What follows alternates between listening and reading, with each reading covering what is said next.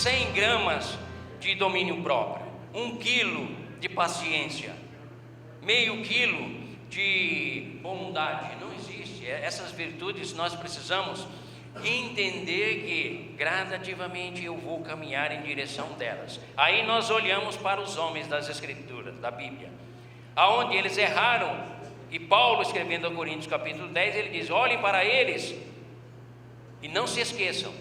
Por exemplo, todos saíram do Egito e todos foram batizados na mesma água do rio, do Mar Vermelho. Aquilo ali também tem um significado do batismo, viu, querido?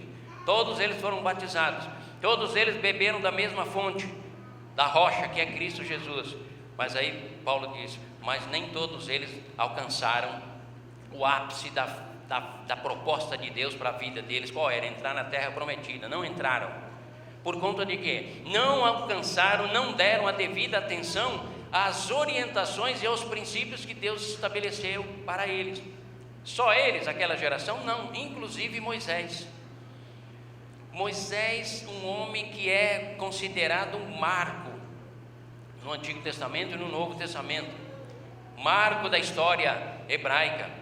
Mas olha só, queridos, no momento de destemperança, de destempero, de desequilíbrio, de falta de domínio próprio, já lá no Antigo Testamento, o que acontece com ele? Ficou irado com o povo. É por isso que Paulo, escrevendo aos Efésios, vai dizer: irai-vos, mas não pequeis, não se ponha o sol sobre a vossa ira. Se nós não entendemos isso, não vamos desenvolver o domínio próprio. Aí você vai viver sempre ou periodicamente dominado pela ira, pela zanga, pela raiva, e vai ter grandes dificuldades de controlar você.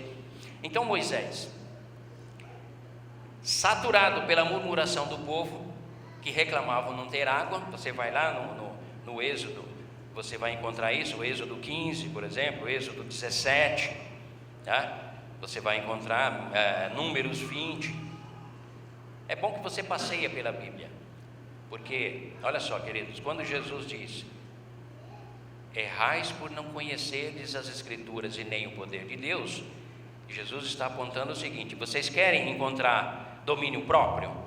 Vocês querem encontrar temperança, equilíbrio? Não pensem que vocês indo e voltando aos cultos vão encontrar isso.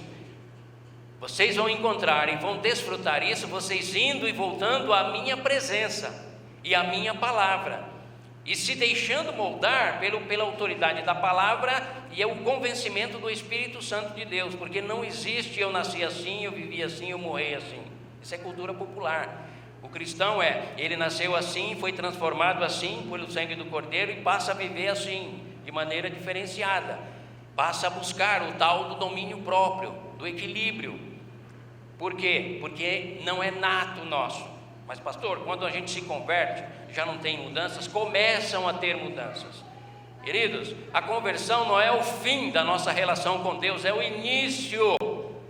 É o momento onde entramos, nascemos de novo e entramos para o reino de Deus em Cristo Jesus.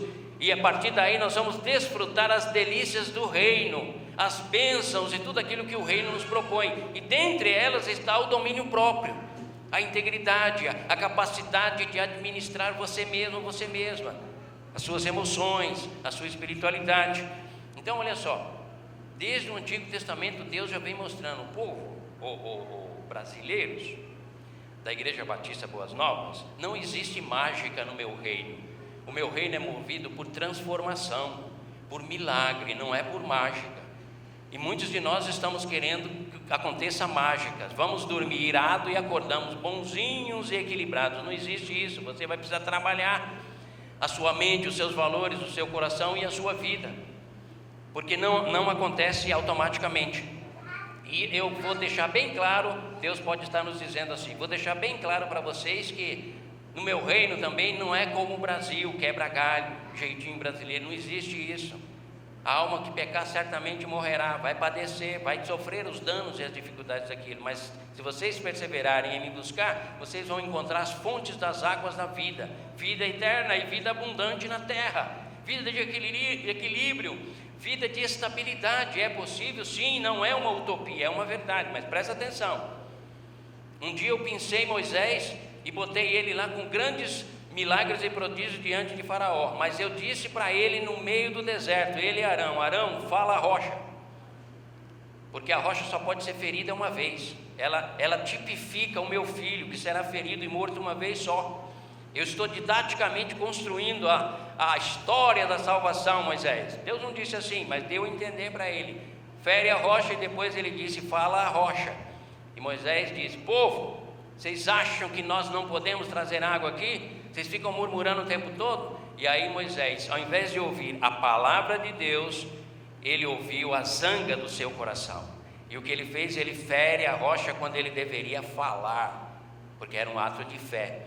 Naquele momento Deus disse: Moisés, você foi desequilibrado, você foi sem domínio próprio, você foi destemperado, e você não me glorificou diante do povo. E eu sou Deus, não divido a minha glória com ninguém. Amados, isso é muito sério. Sério, mas é saudável, tá? Porque se você aprender isso, você vai encontrar saúde. E aí Deus disse para Moisés: por causa disso, sobe ao monte, contempla a terra, porque lá você vai ficar. Pode parecer duro da parte de Deus? Não, amados, é princípios. Deus é regido pelos seus próprios princípios e leis que Ele próprio estabeleceu a si, por si e para Ele, e Ele estabelece isso para nós. Quando a gente continua caminhando na Escritura, nós podemos encontrar, voltando um pouquinho antes de Moisés, o próprio Caim. Ele ofereceu culto a Deus, ofereceu, igualmente Abel ofereceu também, ambos ofereceram culto a Deus. Só que Abel ofereceu o melhor, Caim ofereceu a sobra. Eu fico imaginando Caim catando as mangas que caíram do pé lá porque estava madura demais, e aí ele bota na cesta: é para Deus mesmo, vamos levar lá para ele. Ele não está vendo. Enquanto Abel sacrifica o melhor cordeiro, aquele mais tenro, aquele mais gordinho, aquele mais saudável, perfeito, sem defeito, ele sacrifica, leva e apresenta diante de Deus. E é interessante o texto, pelo menos na minha versão diz assim: e Deus contemplou Abel e o seu sacrifício. Sabe por quê? Porque Deus não contempla apenas o sacrifício, Ele contempla o teu coração. E Deus contemplou Abel e o seu sacrifício, e contemplou Caim e o seu sacrifício, e aceitou o sacrifício de Abel. O que aconteceu com Caim? Ao semblante dele, caiu. Isso significa que ele perdeu o domínio das suas emoções. Por quê? Porque as suas emoções estavam dirigindo a sua vida e não a sua espiritualidade. Ele pouco entendia a respeito de Deus. Por conta disso, ele foi oferecer a Deus qualquer coisa. E Deus, ao rejeitar o sacrifício de Caim, ele passa a nutrir no seu coração ódio, desequilíbrio. A falta do domínio próprio, querido, abre portas para o meu e para o teu coração para uma série de sentimentos e pensamentos altamente nocivos. Nocivos para a tua espiritualidade, para a tua emoção, para a tua mente e para o teu ser, para o teu corpo como um todo. Os irmãos conhecem as chamadas doenças psicossomáticas, que são as zangas, os aborrecimentos, os desequilíbrios, as iras que nós desenvolvemos na nossa mente e que o nosso corpo somatiza e acaba nos trazendo dores de cabeça, dores reumáticas, infarto e uma série de outras coisas. Então olha só, é Deus apontando para mim e para você o seguinte: olha, eu proponho para vocês o domínio próprio, mas não se esqueçam, vocês não nascem com essa virtude precisa ser desenvolvida. Vocês nascem naturalmente com o coração de Caim, não com o coração de Abel. Mas o coração de Caim foi algo terrível. Não, amados, deixa eu dizer uma coisa para vocês: a falta de equilíbrio, de domínio próprio na nossa mente pode perfeitamente levar você a ter a mesma atitude de Caim. Talvez você não mate o seu irmão, mas você nega culto a Deus. Vou dar um exemplo muito simples. Você recebe no teu orelite 10 mil reais e você diz: dá R$1.000, contribuir, ofertar a Deus R$1.000 é muito para mim, eu vou separar R$100. Oferta de Caim, queridos, amados. Nosso Deus é um fogo consumidor, o livro de Hebreus nos diz. Esse conceito da deidade, da divindade, que a igreja do século 21 tem nos passado, muitas vezes não corresponde com a totalidade da Escritura. Esse Deus um tanto quanto liberal, que te abençoa independente do estado que você vive, que aceita a tua adoração em detrimento de como ela é feita, que convive, que compactua com os teus desequilíbrios, com os teus desmandos dentro de casa, com a maneira com que você trata a sua esposa, ou a esposa trata o marido.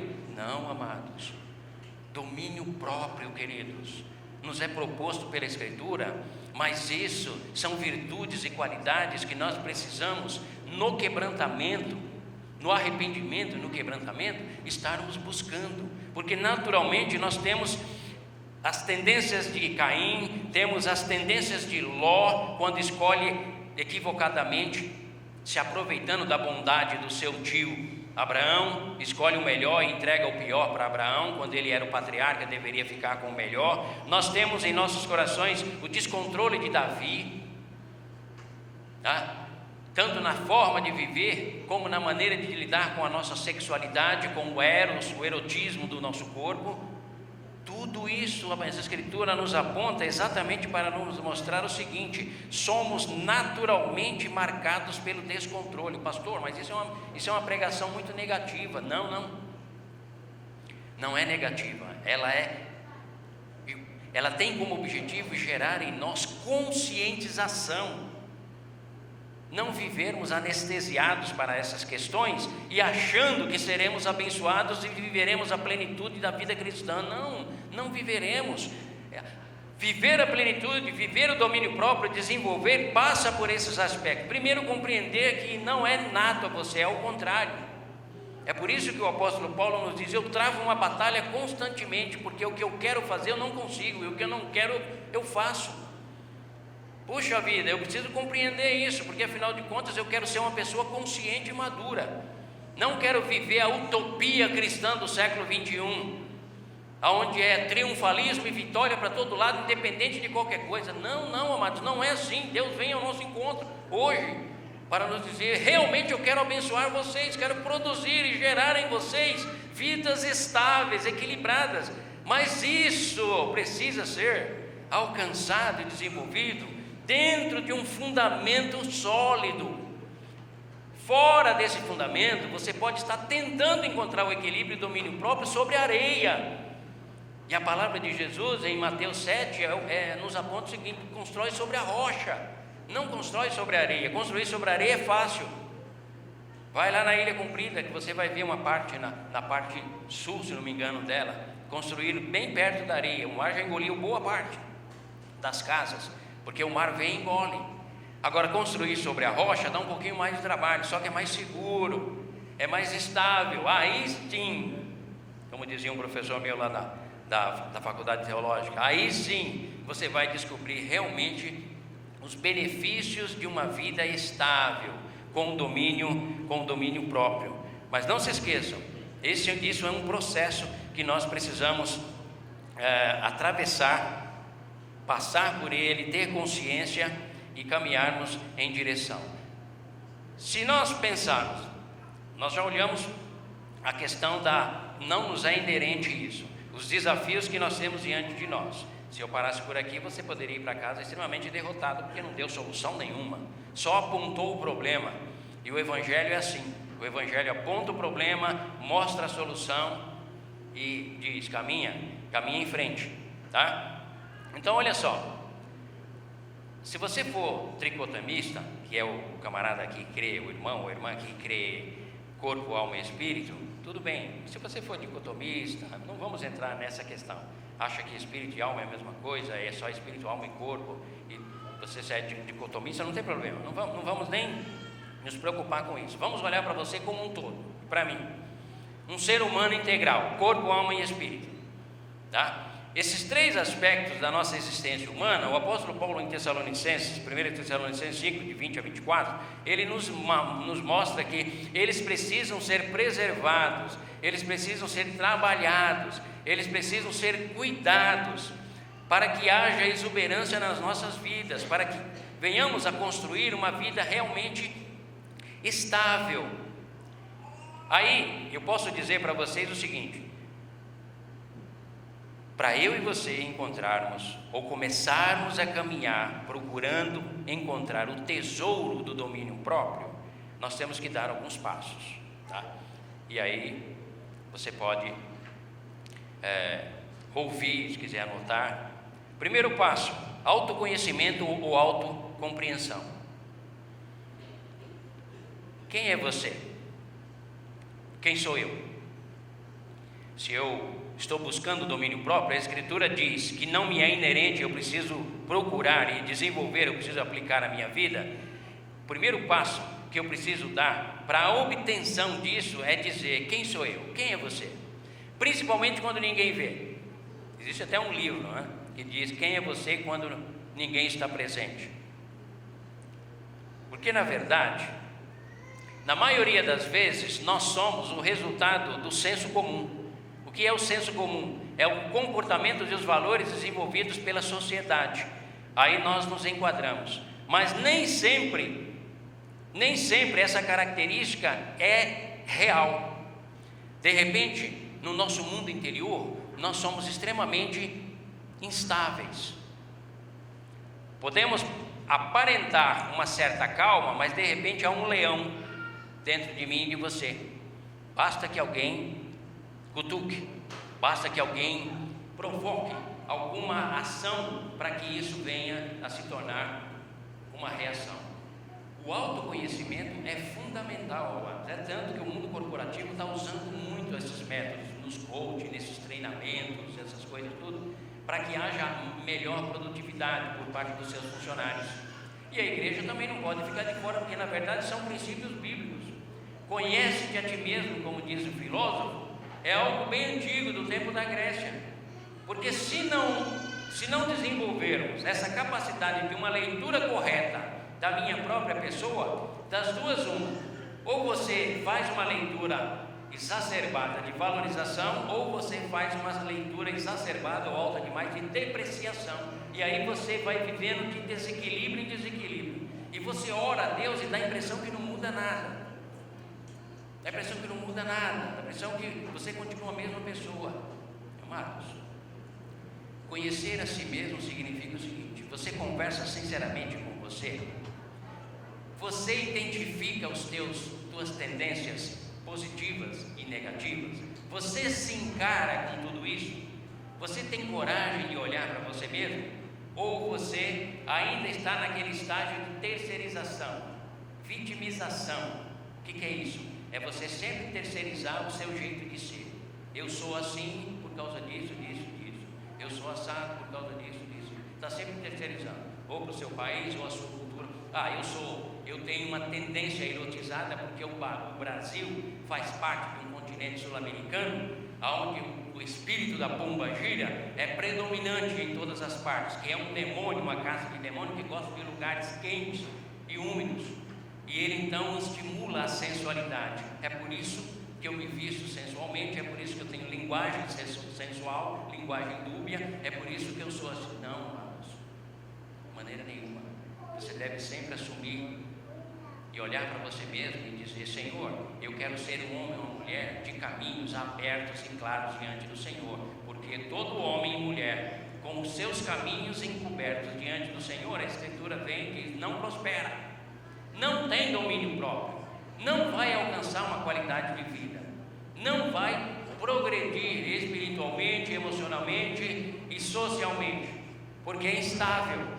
E o homem ou a mulher instável, ele sempre causa transtorno, dependendo do que se passa. Então, o autoconhecimento não é uma moda, um modismo dos tempos atuais. Não, a Escritura sempre nos diz para nós, a olharmos para dentro de nós mesmos. A própria ceia diz: examine-se, pois, o homem a si mesmo, quando Paulo escrevendo lá em Coríntios.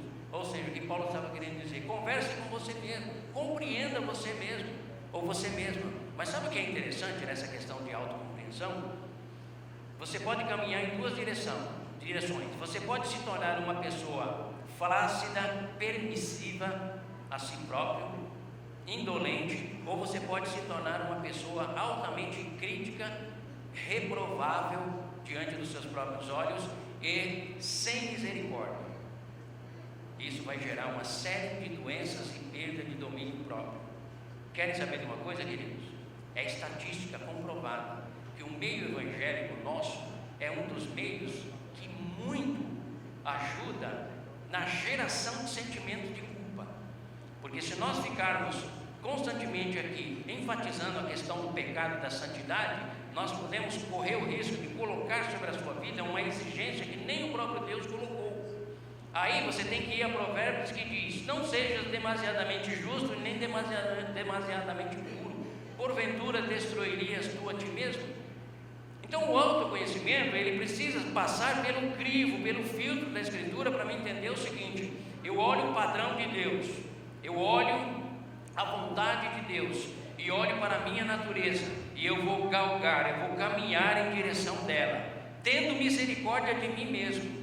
Caso contrário, eu vou me automutilar, ou então vou vestir uma máscara e vou adotar o senso comum. Tem cheiro de crente, cara de crente, andando com Bíblia de crente, participa da igreja de crente, mas é desequilibrada.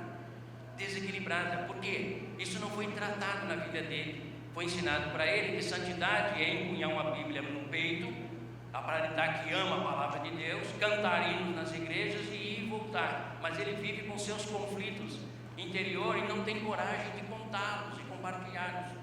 Basta você olhar para o Salmo 73, que Asaf vivia assim, e estava numa luta e um desequilíbrio total. Por quê? Porque ele tinha inveja do ímpio. Olha, algo que trazia desequilíbrio para a vida dele, mas ele não tinha coragem de encarar. Por quê? Porque os irmãos iam se escandalizar. Então, queridos, quarta-feira é um dia de reflexão para ajudar você a se tornar uma pessoa mais madura, mais consciente e não emotiva.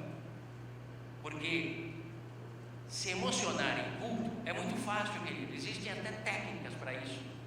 Agora, se conscientizar da necessidade de mudar de postura e mudar de pensamento, de valores e buscar algo genuinamente concreto, aí você tem que usar sua mente, você tem que pensar, você precisa ser confrontado. Então, o autoconhecimento, ele é fundamental. Conhecimento mais claro, segundo ponto, conhecimento mais claro possível do mundo à sua volta.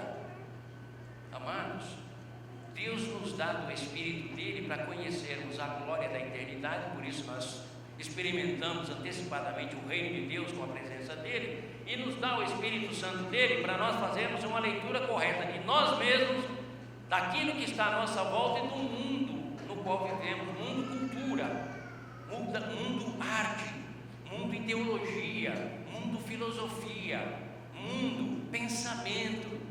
Então a leitura mais correta possível que ela seja, primeiro, da minha própria pessoa, segundo, do mundo à minha volta. Então, voltando um pouquinho da minha própria pessoa, amados, se você é invejoso, diga para você mesmo que você é invejoso ou invejosa e confesse diante de Deus e diga que eu preciso trabalhar esse aspecto da minha vida, Senhor, porque isso me incomoda. Se você cobiça aquilo que é dos outros, você precisa trabalhar isso. Se você é um homem ou uma mulher erotizado, você precisa trabalhar esse aspecto da sua vida para que você encontre o equilíbrio. Aí nós vamos descobrir lá no final quem pode nos dar o apoio para que tudo isso se torne realidade. Então, é chamado no mundo acadêmico de cosmovisão. Eu gosto desse termo, para você entender. Cosmovisão é aquela visão ampla, onde você deixa de olhar aqui para o chão, apenas para o arroz, feijão, seu trabalho, seu salário e a sua vida cotidiana, e você levanta a cabeça e olha para o seu município, levanta um pouquinho mais e olha para o seu estado, levanta um pouquinho mais e olha para o seu país, levanta um pouquinho mais e olha para o mundo, levanta um pouquinho mais e olha para o universo. É lindo isso, amados. Isso é cosmovisão. Essa maneira de enxergar a vida e de viver vai fazer com que você passe a ter consistência, valores, fundamentos. Caso contrário, você vive sempre de circunstância, dominado pelas circunstâncias. Mas os valores reais e absolutos, os valores amplos, os mega valores, eles precisam ser alcançados. Aí entra conhecimento, querido, entra leitura, entra pesquisa, entra a tua vontade de sair da ignorância e partir para o conhecimento, a cultura e tudo aquilo que está implícito, envolvido neles. Terceiro ponto é desenvolver uma escala de valores espirituais, morais, éticos, definidos pelo reino de Deus. Aí já não é mais o que você pensa, o que você acha, é o que a Escritura define. Então, autoconhecimento, conhecimento adequado e correto sobre você mesmo, conhecimento claro do mundo à sua volta, o mais claro possível, e a escala de valores estabelecidos pela Escritura, isso vão somando tudo isso, vai produzir, vai viabilizar a você o tal do domínio próprio. Percebe por que muitas vezes nós não alcançamos? Porque achamos que isso é trabalhoso demais. Nós pensamos que oração é varinha de condão, que o relacionamento com Deus e a espiritualidade basta ler um texto bíblico e colocar no para-choque do carro, ou então agora é botar no Facebook, todo mundo agora citando texto. É textos e mais textos para lá e para cá. A questão não é a quantidade de texto que nós ficamos citando. É bom? É bom. Melhor ainda é que esses textos sejam impressos aqui, na sua alma, no seu coração, porque é isso que vai produzir em você o tal do domínio próprio, do equilíbrio de uma vida satisfatória. Deus nos quer maduros e conscientes, lúcidos e capazes de dizer ao mundo quem Ele é e historificar a beleza da ação dele nas nossas vidas pessoais, nos nossos descendentes, nossos filhos, filhas, nossas netinhas. Eu estou com 3 netinhas lá, estão sempre cantando 3 palavrinhas só. É um CD que tem aí que deixa os meninos todos oriçados para cantar. Mas o quarto ponto que eu quero caminhar esse é o mais importante. Se o primeiro é o autoconhecimento correto a teu respeito, e aqui eu vou dizer assim, irmãos, irmãs, tenha misericórdia de você, não seja cruel com você mesmo.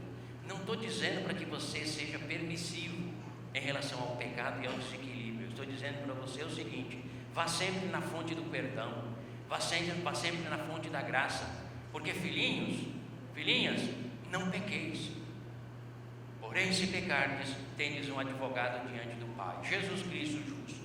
Ele é fiel e justo para vos perdoar de todo o pecado e vos purificar de toda injustiça. Aquele que é nascido de Deus, diz João, em 1 João capítulo 5, não vive dominado pelo pecado, porque a semente de Deus está nele. Então não é permissividade, é misericórdia, é entender que há sempre uma fonte de recurso, porque afinal de contas, você diz: Senhor, eu estou lutando. É uma frase que nós tínhamos aqui durante algum tempo, é a faixa que está aqui no nosso peito, dizendo: desculpe o transtorno, nós estamos em construção. A imagem, o caráter de Cristo, a qualidade de vida de Cristo está sendo construída em mim. Isso causa um certo transtorno. Então tenha misericórdia de você, mas não seja benevolente com o teu pecado, leve-o sempre diante do Cordeiro. Conheça o melhor possível o mundo à sua volta, tá? Desenvolva a escala de valores de acordo com a Escritura. Quanto ao mais, irmãos meus, essa é uma escala de valores. Paulo em Filipenses, capítulo 4. Quanto ao mais, irmãos meus, tudo que for puro, tudo que for santo, tudo que for honesto, tudo que for amável, tudo em que houver virtude e algum louvor, nisso pensai. Olha a Escritura apontando base para uma mente saudável. É a neurociência bíblica.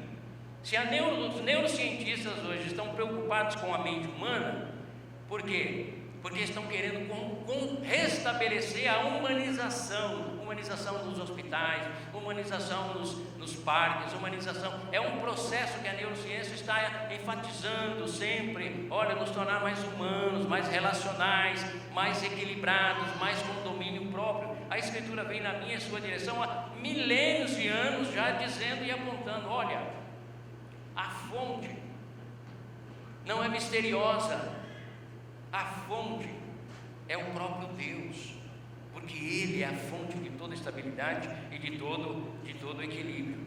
Aí vem ao nosso encontro, no quarto ponto, para dizer o seguinte, nos apontar como solução e como direção o seguinte: dependa totalmente do Espírito Santo de Deus. Por quê? Porque sem o Espírito Santo de Deus, nós passamos a viver pelos frutos da carne, amados: inimizade, porfia, contenda, luxúria, imoralidade sexual, parará, toda a lista de Paulo lá em Gálatas 5, tá? Só que vós não estáis na carne, mas no Espírito, se é que o Espírito de Deus habita em vós. Paulo faz essa dinâmica para dizer o seguinte: domínio próprio, amados. Aquela cidade que sem os muros ela fica vulnerável insegura, ela fica acessível à violência, aos saques e tal, o domínio próprio será como muros à volta daquela cidade. O domínio próprio será como um muro, como barreiras de proteção à volta da sua vida, da sua mente. Oh Deus amado, como seria bom se nós pudéssemos assimilar isso com maior profundidade e ao mesmo tempo nos sentirmos desafiados a isso, porque eu sei que muitos de vocês travam lutas intensas e vocês são sinceros, vocês vêm adorar a Deus, você vem ao templo, mas de repente é preciso dar uns passos um pouquinho mais e além, como cantamos, e um pouquinho além, e entender que o Espírito Santo de Deus, amados, nos foi dado para nos preservar, para nos lembrar de todas as coisas, para nos guiar a toda a verdade e para moldar em nós a imagem do seu Filho, do Filho de Deus, Jesus. Ele me glorificará. A estabilidade de Jesus, o equilíbrio de Jesus, o domínio próprio que Jesus tinha, está ao meu e ao seu dispor.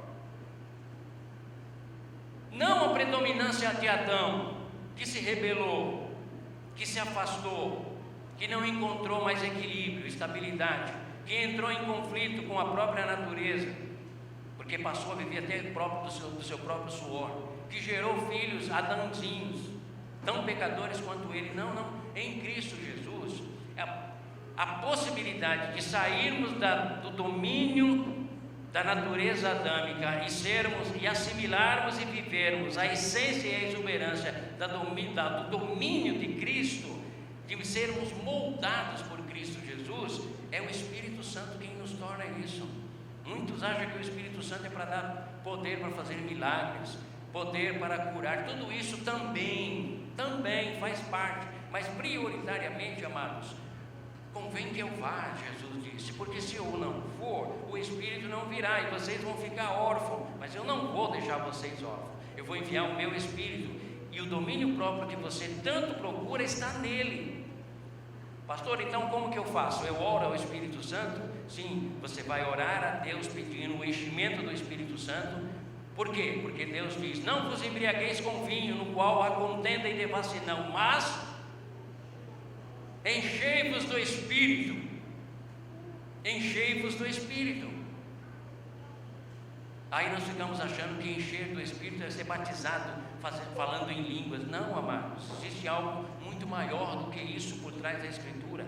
Encher-se do Espírito Santo é ser dominado pela presença de Deus, que vai moldar em nós, desde que sejamos massa mole e não massa dura, massa maleável, tratável, vai moldar em nós a imagem do seu Filho.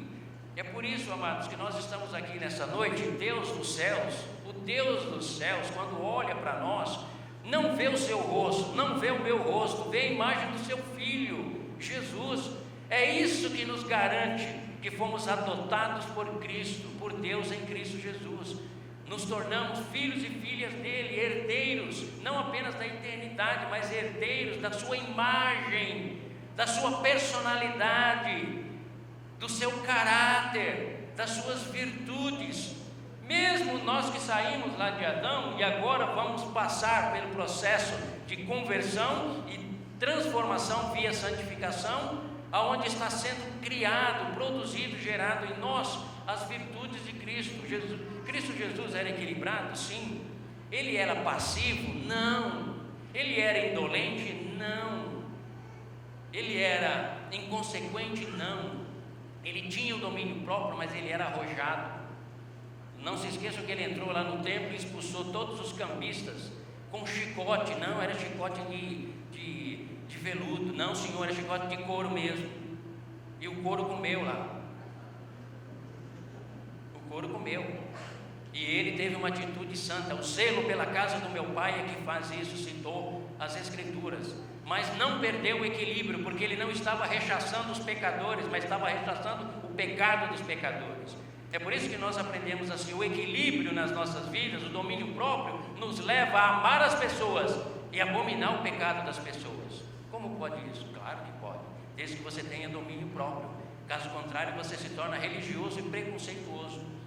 A igreja não está na terra para se acomodar às mazelas da terra. Ela está na terra para transformar o mundo, transformar a terra, transformar a cultura, transformar a arte, transformar tudo aquilo que está relacionado com a existência humana, visando sempre o bem-estar, mas nunca atacar pessoas, porque é assim que o nosso mestre nos ensinou.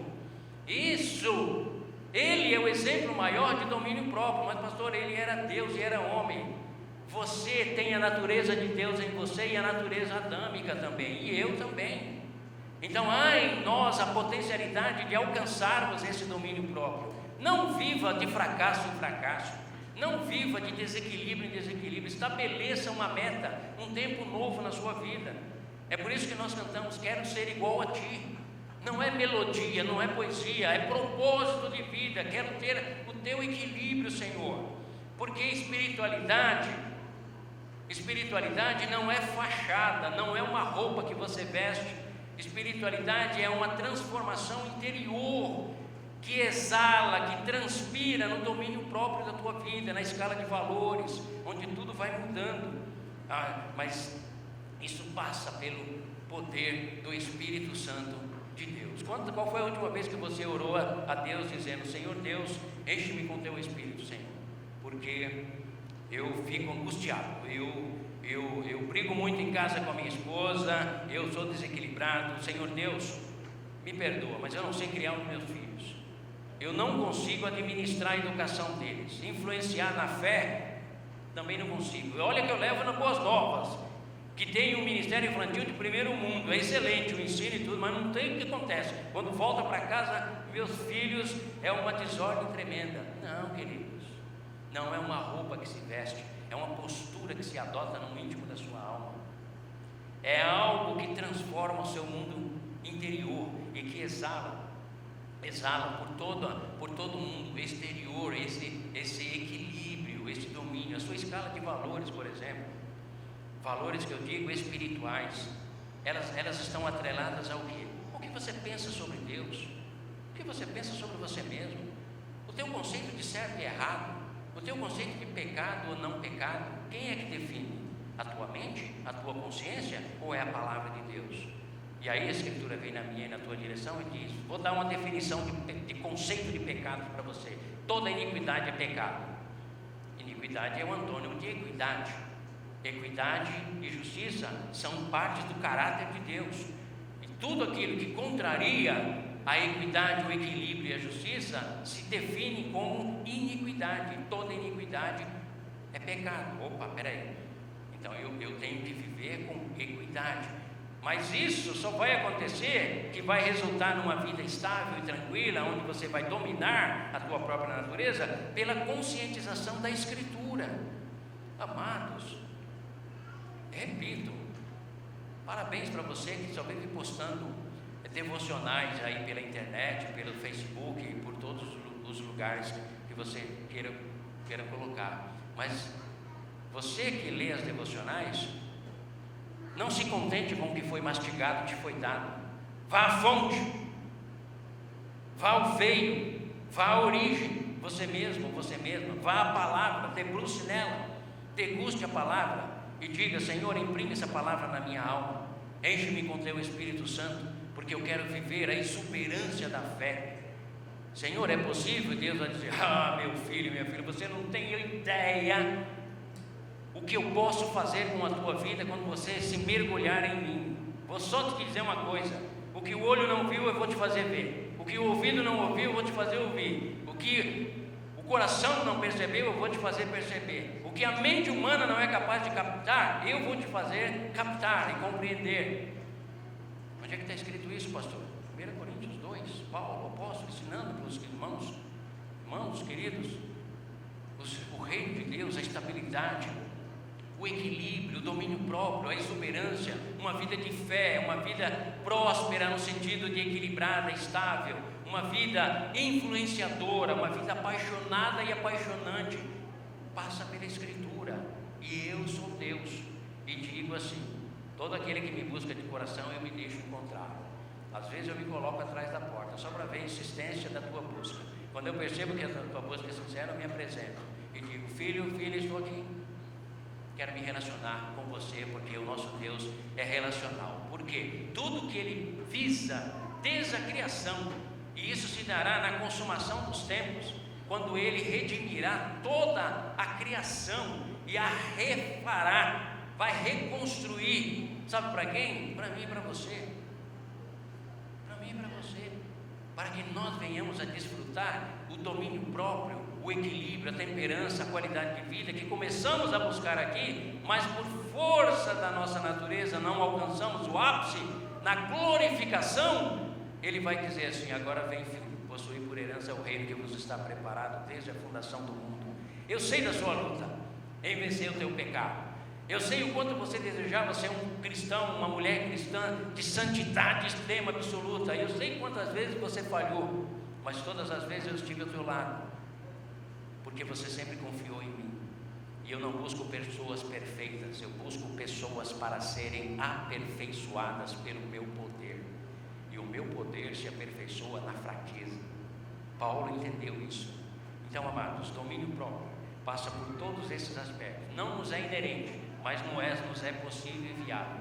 Passa pela maneira com que olhamos para nós mesmos, olhamos o mundo, temos conhecimento, desenvolvemos a nossa escala de valores e, ao mesmo tempo, busquemos na fonte, que é o Espírito Santo do Deus Todo-Poderoso. Ele está aqui, Ele está aqui, Ele está aí, Ele está entre nós. Por isso que Ele é Deus em nós. Por isso que é possível viver e alcançar o domínio próprio. Não viva com os pesos e os cadáveres dos teus pecados e dos teus desequilíbrios. Faça um compromisso com Deus nesta noite e diga: Senhor, Tu conheces a minha história e eu estou ansioso por vê-la ser transformada por Ti. Senhor, quero viver na proposta de Paulo. Vivo não mais eu, mas Cristo vive em mim. E a vida que agora eu quero vivê-la na fé do Filho de Deus, o qual me amou e por mim se entregou. Domínio próprio, queridos irmãos e irmãs, é possível alcançar. Deus nesta noite diz: filha, o que tem causado desequilíbrio, distúrbio e perda de controle na sua vida? O que tem causado tantos danos na tua vida emocional? Qual o pecado que você não confessou e o diabo está lançando no teu rosto? Nesta noite confessa. Qual a mágoa que tem roubado de você a alegria, o prazer e a satisfação e tem diminuído a tua espiritualidade? Coloque aqui diante do altar. O que tem impedido o teu autocontrole? Pode ser uma enfermidade. Traga diante do altar e diga: Pai, eis-me aqui. Eu quero ser dominado pelo Senhor. Eu quero ser preenchido pela Tua graça, pelo Teu amor e pela Tua misericórdia.